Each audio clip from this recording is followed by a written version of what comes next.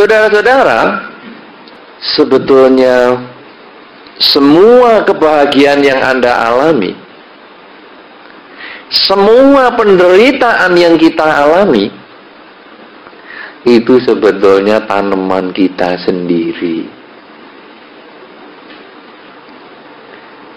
Tapi apakah Anda tahu sampai di situ? Dalam kehidupan Anda sehari-hari, ketika Anda berjalan dan kaki Anda menabrak meja, yang Anda salahkan orang lain. Siapa ini meletakkan meja di sini? Bikin saya nabrak, kaki saya sakit. Aduh. Ya toh? Belum tahu bahwa itu tanaman Anda sendiri yang Anda panen. Jangan mengatakan siapa ini yang manen manggis, padahal saya nanam manggis. Loh ya memang Anda yang nanam manggis ya mesti panen manggis. Ketika Anda menanam penyakit, Anda menyakiti makhluk lain, apapun buahnya pasti datang pada diri Anda. Pembantu Anda meletakkan meja dengan cara yang salah, anak Anda membuang kulit pisang dengan cara sembarangan sehingga kita kepleset. Itu hanya jalan.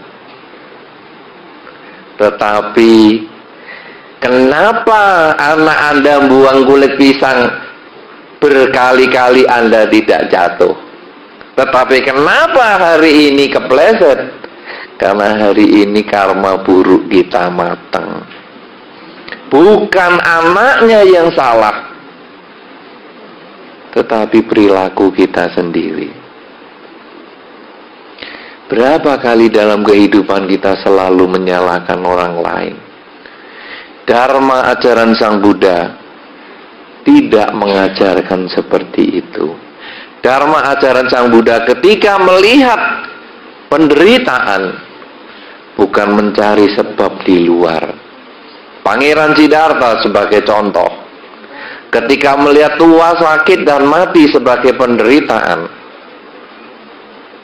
beliau bukan menyalahkan, "Duh, kenapa saya kok dilahirkan jadi saya tua sakit dan mati?" Bukan. Tetapi ketika beliau mencapai kesucian adalah karena menyadari tua sakit dan mati ini adalah buah perbuatannya sendiri, sehingga karena kemelekatannya maka manusia lahir kembali, sehingga kalau kemelekatannya dilenyapkan, kemelekatannya dikurangi, kemelekatannya bisa dihilangkan, kelahiran kembali itu pun bisa dihentikan. Jadi tidak menyalahkan siapapun juga. Ketika usaha Anda sepi, jangan menyalahkan bom Bali. Duh, gara-gara bom Bali saya sepi.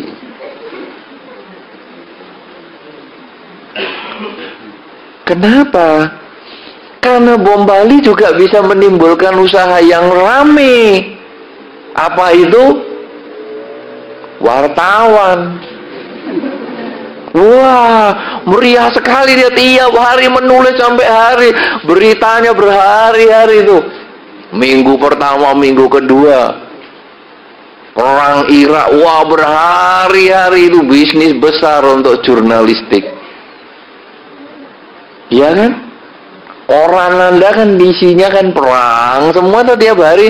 Sampai mungkin ibu-ibu pusing tuh, ibu-ibu senengnya yang acara masak-memasak, acara bintang film ini ada yang kawin cerai, bintang film biduran aja, bisulan aja jadi berita. Ibu-ibu cari yang itu kok isinya perang, terus bingung lah lihatnya. Karena itu bukan usaha sepi karena perang, bukan usaha sepi karena bom, bukan usaha sepi karena tetangga membuka misalnya toko yang sama. Usaha sepi adalah karena karma buruk saya berbuah. Anak saya sakit, Bukan karena wah ini ketularan temannya, oh dibawa temennya, ketularan tetangganya, ketularan, bukan. Anak kita sakit adalah karena buah karma buruk yang kita miliki. Semua orang hari ini takut dengan SARS. Tapi berapa banyak toh yang kena? Apa kalau sudah pakai masker nggak kena? Belum tentu, ya toh? Belum tentu kan? Apakah yang tidak pakai masker selalu kena? Juga belum tentu. Itu adu karma. Saudara-saudara, ada beberapa kasus di Jawa yang saya belum lihat di sini. Toko kalau di Jawa itu ngumpul sejenis. Toko buah, semua toko buah semua berjejer-jejer. Di sini ya enggak? Enggak ya? Terus pompa ban. Itu semua jejer-jejer pompa ban, tambal ban, pompa ban itu jejer-jejer. Banyak sekali. Di sini juga enggak begitu. Untung. Cuman jadi sulit melihat adu karma. Karena kalau di Jawa Anda ke Surabaya saja itu gampang sekali lihat kan. Toko buah semua, toko emas satu daerah itu toko emas semua. Kemudian onderdil semua. Itu kalau di Gedung Doro itu ya, itu sepanjang jalan onderdil semua. Yang heran saudara-saudara, apa yang mengherankan? Semua toko itu, semua kios itu, semua penjual itu bisa menghidupi keluarganya. Apa enggak aneh? Kalau Anda sendirian di kota ini lalu jualan buah, laris, itu normal. Karena tidak ada saingan. Tapi jualan sederet, Anda tetap bisa menghidupi keluarga. Anda tetap bisa menyekolahkan anak-anak. Dan itu jualannya juga bertahan berbelas-belas tahun. Itu yang luar biasa. Kenapa? Karena di dalam kehidupan ini kita sebetulnya adu karma. Kebahagiaan yang kita miliki adalah buah dari perbuatan kita sendiri. Sebaliknya keburukan, penderitaan, kejengkelan, itu juga buah perbuatan kita. Kalau kita sudah menyadari seperti itu, kita akan takut melakukan kejahatan. Itu otomatis. Anda suka gosip? Jangan salah kalau nanti Anda di belakang digosip orang. Itu tanaman Anda sendiri soalnya. Anda kan, siapa yang buka toko ini kira-kira? Yang punya karyawan? Semua. Hampir semua ya, baik. Pada waktu terima karyawan kan Anda ada wawancara tuh. Ada enggak? Ada loh, biasanya kan ditanya-tanya. Kamu sebelum kerja di sini kerja di mana? Oh, kerja di si A. Lo ngapain keluar? Wah, si A jahat, si A ini menjengkelkan, si A pelit, si A apa? Ada terima enggak? Tidak pasti. Kenapa? Karena nanti satu ketika dia juga akan menjual kejelekan Anda. Iya kan? Itu sebetulnya hukum karma. Dia akan menjual kejelekan orang. Akhirnya kan dia dapat nama jelek sendiri. Berapa kali dalam kehidupan kita ini kita menjual kejelekannya orang? Hah? Wah, bagaimana si A? Wah, si A itu aduh menjengkelkan. Temennya langsung bener, selain menjengkelkan dia, waduh, aku pernah begini. Berapa kali coba itu mental Anda seperti itu? Pernah? Pernah belum? Pernah toh? Nah, itu tanaman Anda. Siap-siap nanti satu ketika Anda panen.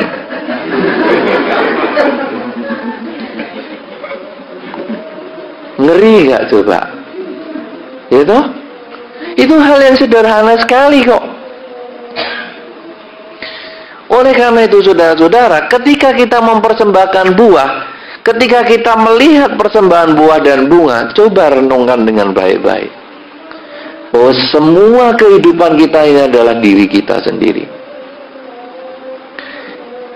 Dan sumber kejengkelan kita sebetulnya adalah pikiran kita sendiri. Suka dan duka itu tergantung pikiran. Ketika Anda bisa berpikir positif, ketika Anda bisa berpikir yang baik, maka kebahagiaan selalu menjadi milik Anda. Ada satu contoh saudara. Saya pernah berkunjung ke rumah sakit. Di sana ada ibu yang sakit. Ibu ini sudah tua, umur sekitar 60-an. Dia kena kecelakaan naik mobil dan tulang pinggulnya ini remuk. Kira-kira 2 bulan mungkin dia di rumah sakit. Lalu saya berkunjung. Konsep orang kalau di rumah sakit berbulan-bulan, ini kan penderitaan, ya kan? Sehingga saya juga tanya, bagaimana ibu? Apakah bisa tenang di rumah sakit? Oh, selain tenang, saya juga senang. Apa itu senang? Selama 2 bulan saya istirahat, tidak melayani suami saya yang rewel. Dan saya akhir-akhir ini saya bisa nonton Liga Italia. Wow, 62 tahun nonton Liga Italia lagi. Saya pikir, heran juga ini ibu ini. Tapi itu kenyataan saudara. Suka dan duka dan dilihat dari mana dia berpikir. Ketika kita bisa berpikir mengambil nilai positifnya, yang ada kebahagiaan kok hidup itu. Anda punya pasangan hidup. Ketika Anda selalu happy, punya pasangan hidup, berarti ibaratnya kalau sekarang ada barang berat bisa diangkat bareng, Anda akan selalu happy. Tapi ketika Anda berpikir punya pasangan hidup, ada sepiring nasi jadi dibagi 2 nih, stres. Ya kan? Ya kan karena dari cara berpikir. Berapa kali coba Anda yang sudah berumah tangga, satu ketika Anda senang sekali berumah tangga, aduh untung aku punya pasangan hidup yang ini. Tapi berapa kali juga Anda nyesel dengan pasangan hidup Anda. Itu kenyataan toh. Itu kenyataan. Kenapa? Karena pikiran kita selalu berubah. Berapa kali Anda kepingin punya anak, aduh seneng punya anak. Tapi berapa kali Anda stres kalau anak malam-malam nangis atau sakit. Aduh tahu begini lebih baik gak punya anak, tidur gak nyenyak ini jadinya. Itu kenyataan. Problemnya bukan pasangan hidup Anda, problemnya bukan anak Anda, problemnya bukan dagangan Anda, problemnya bukan bom, bukan perang, bukan SARS. Problemnya pikiran kita. Siap enggak kita menerima kenyataan bahwa itu buah karma kita? Aduh, punya pasangan kayak gini tuh sebetulnya dulu saya milih kakaknya kok dapatnya adiknya. Ya sudahlah, bagian dari karma saya. Lo kan lega. Gitu. Duh, gara-gara saya kerja usaha ini hanya kena bom ini perai semua. Ya bagian dari karma saya. Lo kan enak. Ini tahap pertama saudara. Jangan terus, ya apa-apa karma. Ya kena sakit SARS, ya karma lah. Nggak usah berubah. Nggak, nanti kalau karmanya sudah habis kan sembuh-sembuh sendiri. Wah matilah kita kalau caranya gitu. Nggak seperti itu. Kita melihat semua itu karma adalah supaya kita bisa menerima kenyataan. Seperti Pangeran Siddhartha ketika menjadi Buddha, yang pertama adalah melihat bahwa lahir, tua, sakit, dan mati adalah kenyataan. Jadi Pangeran Siddhartha tidak terus menolak, aku nggak mau tua, aku nggak mau sakit, nggak mau mati. Nanti banyak orang tanya, loh sudah menjadi Buddha kok bisa tua ya, kok bisa sakit ya, kok bisa mati ya? Pernah Anda dapat pertanyaan seperti itu? Nah, nanti saya kasih pertanyaan. Bagi yang belum datang hari ini, Anda besok boleh tanyain. Kenapa yuk? Sang Buddha kan menemukan obat sakit, tua, lahir, mati. Kenapa kok tetap mati? Ya toh? Karena sebetulnya kita tidak menolak kematian itu sebagai kenyataan.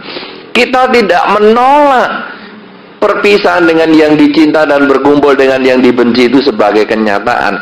Tetapi kita siap menghadapi itu, dan apa yang harus kita kerjakan? Melihat kenyataan itu.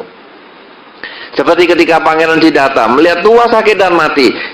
Oh, ini kenyataan. Lalu apa sekarang? Kalau begitu saya mengurangi kemelekatan. Sehingga ketuaan, penyakit, dan kematian itu saya bisa terima dengan baik. Ketika Anda sudah berubah dan Anda menerima uban Anda, itu berarti Anda menerima kenyataan. Ketika Anda berubah dan Anda sibuk menyemir, sebetulnya Anda kurang menerima kenyataan itu. Banyak. Wah, maaf kalau menyinggung. Padahal saya ini nunggu uban semua loh, seperti Romo nih, supaya kelihatan bijaksana begitu. Kenapa? Karena inilah kenyataan. Tetapi cara berpikir kita yang penting. Bukan meninggalkan istana, bukan meninggalkan keduniawian, bukan harus jadi biku, bukan. Orang melihat kehidupan Pangeran Siddhartha meninggalkan istana dan menjadi biku itu sebagai simbolik. Kalau Anda bisa menjadi biku, Anda bisa meninggalkan keduniawian, silahkan. Tetapi bukan itu yang paling penting. Anda boleh punya keluarga, Anda boleh punya harta, Anda boleh punya segalanya. Tetapi siap nggak Anda kehilangan segalanya itu? Kalau Anda siap, berarti Anda sebetulnya sudah menjadi biku di dalam rumah tangga. Punya uang, siap nggak hilang? Punya mobil, siap nggak lecet? Punya pasangan hidup, siap nggak pisah? Kenapa kok mesti pisah? Sebetulnya waktu pemberkahan perkawinan, Romo kan pemberkahan perkawinan toh, mestinya ada nasihat. Perkawinan ini hari ini dikukuhkan, tapi siaplah menghadapi perceraian. Berani nggak ngomong gitu? Kalau saya nggak berani, karena nanti saya takut nggak dikasih makan. Tapi kalau Romo kan cari makan sendiri, mestinya berani dong. Ya? Kenapa takut? Perkawinan itu pasti berakhir perceraian. Percaya nggak? Nah, cerai mati atau cerai hidup urusan lain, tapi pasti cerai. Maka ada pepatah mengatakan, kita itu dulu lahir satu-satu, terus jadi dua, karena kan kawin, terus beranak pinak, kan jadi banyak. Tapi anak pinak ini kan terus makin besar, terus sekolah, terus berumah tangga sendiri, akhirnya kan berdua lagi di rumah. Iya toh? Sudah berdua lagi, nanti kan satu-satu lagi. Jarang yang mati bareng kecuali di Irak atau kena bom Bali.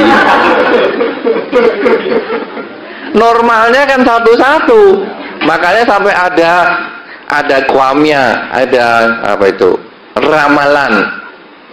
Mau lihat yang meninggal ayahnya atau ibunya dulu. Lihat apanya? Lihat apanya? Wah, orangnya ngapain? Lihat jari kakinya. Bergerak. Jari kaki nggak bergerak ya bangkai. Jari kaki itu kan ada ibu jari. Sebelahnya namanya apa? Telunjuk. Pernah nunjuk pakai jari kaki? Anda dikamongi telunjuk ngikut aja. Saya nggak tahu namanya yang jelas, karena bahasa Indonesia belum ada itu.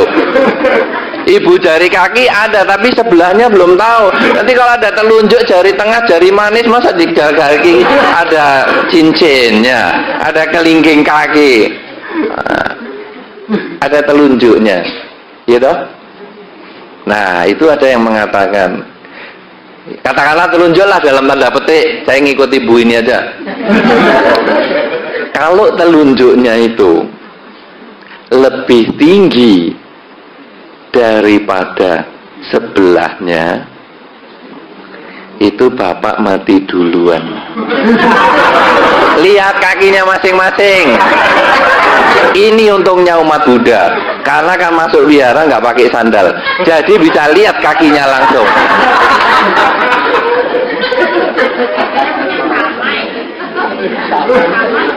Kalau sama, wah, masih komplit bapak ibunya, happy, adu karma memang. Tapi rata-rata itu ada yang telunjuknya dalam tanda petik tadi lebih pendek, ada yang lebih pendek, jarang. Itu ibu yang meninggal duluan. Makanya karena jarang, lebih banyak bapak mati duluan. Berapa banyak janda dibandingkan duda? Loh, ini kenyataan loh. Ya toh? Ini kita berbicara kenyataan, tidak mengada-ada. Ya kan? Yang ditinggal, sekarang coba saya mau tahu, yang ditinggal bapak berapa orang coba? Dari sekian banyak ini, yang ditinggal papanya berapa orang? Yang dah tidak punya papa? Lihat dari yang masih punya mama loh, tapi ya tidak ada papa, masih punya mama. Lihat dari kakinya, bener nggak ada omongan saya tadi? Hah? Betul? Sekarang yang ditinggal mama tapi masih ada papa, siapa? Hah? Jari kakinya gimana? Bener? Yang telunjuk tadi lebih pendek? Ya, betul? Betul nggak? Bener toh? Nah, itu satu bukti. Makanya banyak janda daripada duda. Nah, saudara-saudara, sekali lagi, itu adalah karma. Ya, kita ini lahir karena karma kita. Terimalah itu sebagai kenyataan. Berkumpul dengan yang dibenci, ya sudah, kakinya nggak usah dilihat lagi, acara kaki sudah selesai, ini sudah cerita yang lain. Nanti kaki terus yang diurusin. Nanti kalau Anda mendengarkan, saya akan kasih yang lebih hebat-hebat lagi. Makanya kaki selesai, nanti di rumah liatin kakinya semua orang, dan Anda lihat kaki Anda, anak Anda, nanti Anda akan tahu siapa yang meninggal duluan. Jangan takut. Ya, nah saudara-saudara, jadi sebetulnya semua adalah bagian dari karma kita. Di dalam dharma, kita harus menerima itu sebagai kenyataan. Lahir, tua, sakit, mati adalah kenyataan. Sekarang apa yang harus kita lakukan menghadapi itu? Pangeran Siddhartha ketika menjadi Buddha adalah karena melihat lahir, tua, sakit, dan mati. Saya terima itu sebagai kenyataan. Itu bagian dari karma saya. Lalu, apa yang sekarang harus saya kerjakan? Yaitu mengurangi ketamaan, mengurangi kebencian, mengurangi kemelekatan saya, sehingga ketika saya mengalami tua, saya sudah tidak melekat. Rambut saya putih, saya sudah tidak perlu mencari, ya itu apa, lady apa itu namanya, top lady. Ya, saya tidak perlu mencari top lady lagi. Ketika saya ditinggal pasangan hidup saya bisa menerima itu sebagai kenyataan. Karena inilah hakikat dunia. Ketika ada perkawinan, ada persatuan, satu ketika pasti akan ada perpisahan. Karena perkawinan pasti berakhir dengan perceraian. Cerai mati, cerai hidup itu urusan nanti. Tapi itu pasti. Ketika saya bisa menyadari begitu, saya mengurangi keinginan. Ketika saya mengurangi keinginan, sebetulnya saya telah menjadi biku di dalam kehidupan masing-masing. Dengan anak, ketika anak sakit, kita tidak stres, tapi kita bisa mencoba mencari jalan. Ya, ini anak sakit adalah buah karma burukku. Anak sakitnya ini juga dia punya karma buruk. Mari sekarang kita mengembangkan kebajikan. Pergi ke dokter itu salah satunya. Kemudian mengembangkan kebajikan. Mungkin melepas makhluk, mungkin menjalankan sila, mungkin membaca parita. Itu adalah mengembangkan kebajikan sehingga akhirnya anak yang sakit ini bisa sembuh. Jadi kalau kita sudah menerima itu sebagai buah dari karma kita, kita mencoba mengerjakan sesuatu untuk meningkatkan kebaikan kita, kebajikan kita dengan kerelaan, kemoralan, dan konsentrasi. Ini sesungguhnya yang harus kita kerjakan di dalam kehidupan. Nah, sekarang apa yang akan kita dapatkan? Kalau tadi buah ungu kita harus tanam bijinya, buah ungu atau manggis harus kita tanam biji manggis.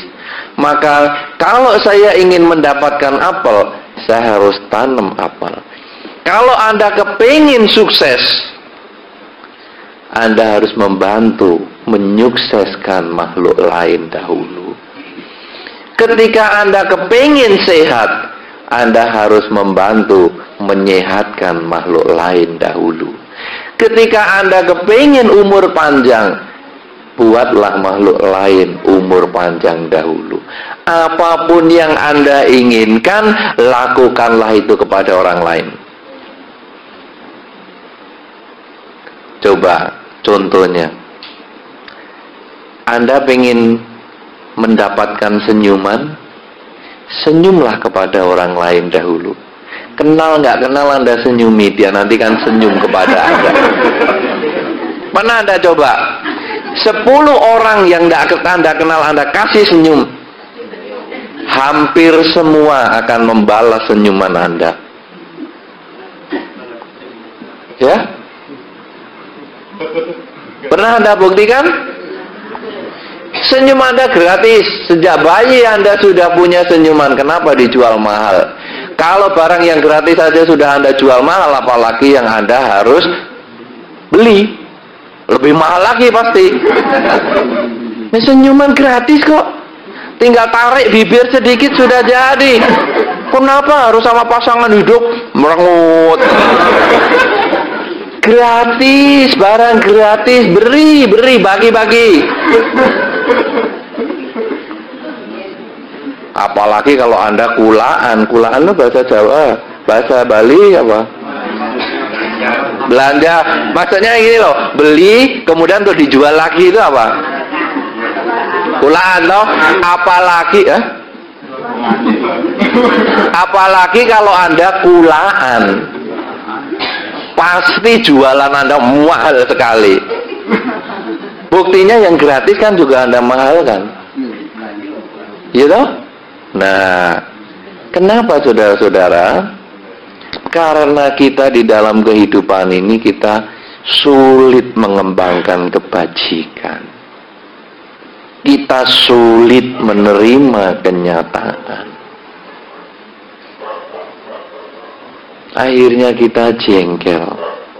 Nah, oleh karena itu saudara-saudara, di dalam kehidupan ini kuncinya adalah kalau saya kepingin mendapatkan senyuman, marilah kita tersenyum kepada orang. Kalau saya ingin mendapat cinta kasih, marilah kita berusaha menyayangi, mencintai dahulu. Saya ingin umur panjang, seperti yang tadi saya sarankan, coba kita pergi ke restoran. Lele masih hidup, Anda tunjuk. Anda beli 2 misalnya. Kemudian ada yang mengatakan, masukkan plastik, kasih air, kita nanti lepaskan di pinggir sawah sana juga bisa, atau cari di sungai. Tanam umur panjang. Lele kan mestinya begitu ditunjuk langsung dipotong kepalanya, karena itu kalau bayar harus hati-hati.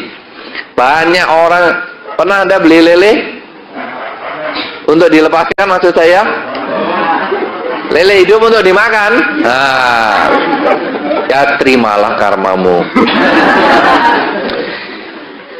Kadang-kadang begini, beberapa umat kan, beli lele yang ini, yang besar-besar sudah sehat-sehat, terus dia sibuk nyari uang dong untuk bayar. Begitu uangnya sudah lengkap, lelenya nggak punya kepala, karena biasanya sama penjualnya langsung pegang kepalanya dipotong, ya kan? Atau dipukul kepalanya. Nah, Anda kali ini harus hati-hati. Begitu tunjuk lele, tunggu sampai diplastikin, tunggu sampai dimasukkan air, bawa pulang, lalu Anda lepaskan. Anda tanam umur panjang. Anda bisa bertekad, semoga dengan saya menanam usia panjang ini, saya pun juga mendapat panjang usia. Kesehatan. Anda sering sakit-sakitan, cobalah Anda pergi ke panti asuhan, membawa obat, Anda berikan, sambil Anda bertekad, semoga dengan saya mempersembahkan obat-obatan ini, saya juga mendapat kesehatan. Atau kalau jauh-jauh pegawai Anda sakit, kasih obat, kasih uang ke dokter, bisa. Jadi apa saja yang Anda inginkan, Anda bisa dapatkan dengan menanam. Di dalam dharma hukumnya menanam. Jangan minta, aku minta manggis, aku minta apel, aku minta jeruk, tanpa melakukan sesuatu. Aku ingin manggis, aku ingin jeruk, aku ingin apel, aku tanam itu semua. Aku ingin sehat, aku ingin kuat, aku tanam itu. Kalau Anda selalu begitu, maka kebahagiaan bukan menjadi hal yang aneh untuk Anda. Anda akan merasa, ya kalau aku bahagia kan memang buah karmaku. Tapi penderitaan Anda juga siap menghadapi, karena Anda juga menyadari ini buah dari perbuatan Anda. Inilah saudara-saudara yang menjadi satu makna. Kenapa di dalam kehidupan kita sehari-hari sebagai seorang umat Buddha, kita mempersembahkan salah satunya adalah buah ataupun bunga. Sebagai seorang umat Buddha, jangan hanya berhenti sampai upacara saja, tetapi cobalah Anda renungkan, setelah saya menjadi umat Buddha, setelah wihara sudah menjadi sedemikian megah, sudahkah saya menjadi lebih baik? Kalau Anda setelah kenal agama Buddha dan menjadi lebih baik, maka agama Buddha cocok untuk Anda. Dulu Anda suka gosip, terus tidak pernah gosip. Dulu Anda marah-marah, sekarang jadi sabar. Dulu Anda pendendam, sekarang pemaaf. Dulu kalau ngomel-ngomel dengan suami atau istri 2 minggu nggak pernah ngomong, sekarang langsung ngomong. Anda berhasil menjadi umat Buddha. Tapi kalau dulu nggak pernah gosip, setelah kenal agama Buddha temannya pada gosip, wah malah sekarang aktivitasnya lebih daripada dahulu. Dulu pemaaf, setelah umat Buddhanya aneh-aneh kelakuannya begini, wah jadi pendendam. Dulu dengan suami atau istrinya baik, nggak pernah cekcok, setelah kenal agama Buddha malah cekcok terus. Malah kalau cekcok bertahan, diem-dieman 2 minggu, 3 minggu. Dulunya kalau diem hanya 2 minggu, sekarang jadi 1 bulan. Katanya meditasi. Saya kira Anda belum mengerti ajaran yang sesungguhnya. Kenapa? Karena kalau kita ikut agama Buddha dan menjadi lebih jelek kelakuan kita, maka sesungguhnya kita memahami agama Buddha secara salah. Tetapi kalau kita melihat agama Buddha, mengikuti ajaran Sang Buddha, dan kita menjadi lebih baik, sedikit demi sedikit menjadi lebih baik. Nggak harus hari ini ikut agama Buddha langsung besoknya berubah total kayak dewa atau dewi. Saya kira ya tidak seperti itu. Itu semua harus berproses. Kita mau berubah. Aduh, aku orang wihara, jangan sampai aku menjelekkan agama Buddha. Kelakuanku harus aku jaga, perilakuku, ucapanku aku harus jaga. Ketika Anda bisa berlaku seperti itu, agama Buddha ini bermanfaat untuk Anda. Dan ketika agama Buddha bermanfaat untuk Anda, Anda juga bermanfaat untuk umat Buddha. Kenapa? Karena ketika lingkungan Anda melihat Anda dan kemudian menyadari, umat Buddha ini baik-baik loh. Setelah ke wihara, semuanya kok jadi baik-baik. Semua tertarik ke wihara. Itu manfaat Anda untuk agama Buddha. Tapi kalau setelah ikut agama Buddha Anda malah tambah tidak karuan, tambah berantakan, orang lain juga akan melihat, jangan ke wihara lah. Wiharanya bagus tapi orangnya wah, no good. Bocah lah ke wihara. Tidak perlulah. Siapa yang rugi? Kita sendiri. Karena itu majunya agama Buddha, kemunduran agama Buddha tidak tergantung agama lain, tapi tergantung diri kita sendiri. Berjejer-jejer toko emas, berjejer-jejer toko onderdil, berjejer-jejer toko buah-buahan. Maju atau mundurnya usaha kita tergantung karma kita sendiri. Sanggup nggak Anda melakukan itu? Karena itu saudara-saudara, mulailah hari ini perbaiki perilaku kita. Kita semua pasti punya kekurangan, tapi ajaran Sang Buddha ini menunjukkan jalan bagaimana kita memperbaiki ucapan kita, memperbaiki perilaku kita, dan memperbaiki cara berpikir kita. Kalau kita bisa mulai sedikit demi sedikit, Anda sesungguhnya telah berdana dharma. Berdana dharma bukan hanya membantu pembangunan wihara, menyumbang ini, menyumbang itu, bukan. Tapi kelakuan Anda yang baik, menunjukkan bukti ajaran Sang Buddha di dalam kehidupan Anda, sehingga Anda bisa menjadi contoh untuk lingkungan Anda, keluarga Anda, anak-anak Anda, menantu-menantu Anda, cucu-cucu Anda. Anda sebetulnya telah berdana dharma. Marilah kita perbaiki perilaku kita.